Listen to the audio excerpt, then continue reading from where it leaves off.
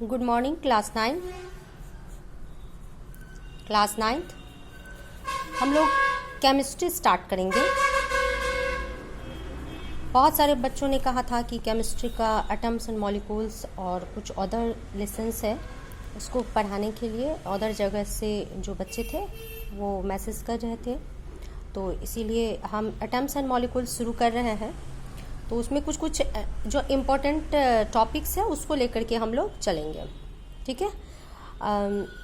देखो, atoms and molecules की अगर हम बात करें तो तुम लोग जानते ही होंगे कि एटम्स क्या है, मॉलिक्यूल्स क्या है, ये सब तुम लोग जो फंडामेंटल चीज़ है वो तुम लोग पढ़ चुके हो, ठीक है। तो एटॉमिक नंबर भी तुम लोग जानते ही हो, एटॉमिक मास भी तुम लोग जानते ही हो।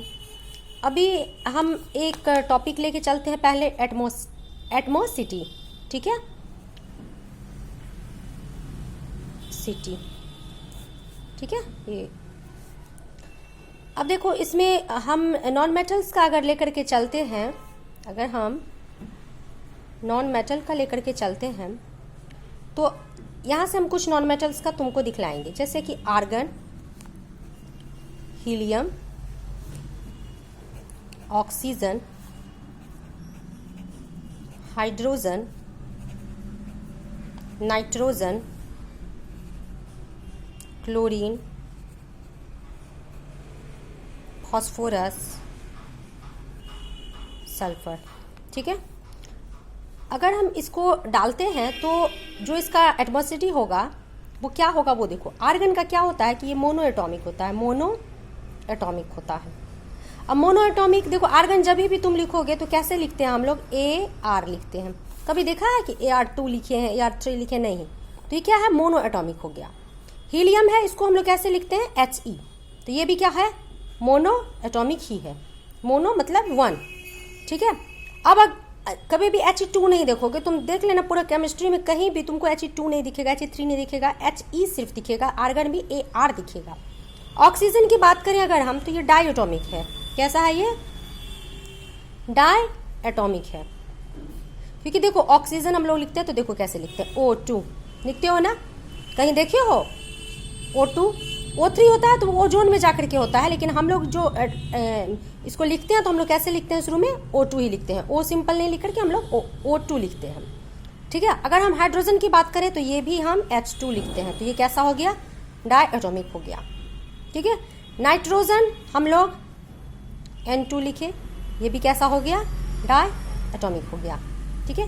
क्लोरीन Cl2 लिखे, ये भी कैसा हो गया, डाई एटॉमिक हो गया, ठीक है। अगर हम अब फॉस्फोरस की बात करें तो ये कैसा होता है, टेट्रा एटॉमिक होता है, ठीक है, क्योंकि हम लोग क्या लिखते हैं, P4 लिखते हैं, तो कैसा हो गया, ये टेट्रा एटॉमिक हो गया। और सल्फर की बात करें हम लोग तो ये पॉली एटॉमिक होता है, SH होता है, S बहुत सारा, S का बहुत सारा है, ठीक है। तो ये पॉली है, पॉली मतलब बहुत सारा है, ठीक है। तो ये आपका क्या होता है, एटॉमिसिटी होता है। समझ में आ गया इतना? अब अगर हम बात करें आयंस की, तो आयंस क्या होता है उसको हम लोग लेकर के चलते हैं कि आयंस क्या है, ठीक है। तो देखो, चार्ज पार्टिकल जो होते हैं, जो चार्ज्ड स्पीसीज हैं, उसको हम लोग क्या बोलते हैं, आयंस बोलते हैं। जो चार्ज्ड स्पीसीज हैं उसको हम लोग क्या बोलते हैं, आयंस बोलते हैं, आर नोन एज क्या, आयंस, ठीक है। चार्ज स्पीसीज को हम लोग आयंस बोलते हैं। तो ये दो तरीके के होंगे, एनायन होंगे और क्या होंगे, केटायन होंगे, एनायन होंगे और केटायन होंगे, ठीक है। तो पॉजिटिव चार्ज जो होते हैं उसको हम लोग क्या बोलते हैं, केटायन बोलते हैं। केटायन हम लोग किसको बोलते हैं, पॉजिटिव चार्ज को। और एनायन हम लोग किसको बोलते हैं, नेगेटिव चार्ज को।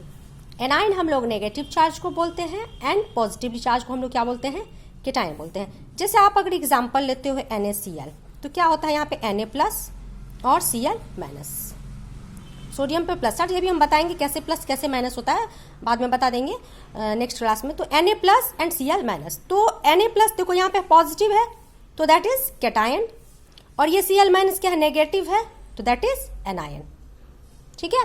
तो ये चार्ज पार्टिकल्स हैं, तो इस तरीके से हम लोग कैटायन और एनायन बोलते हैं।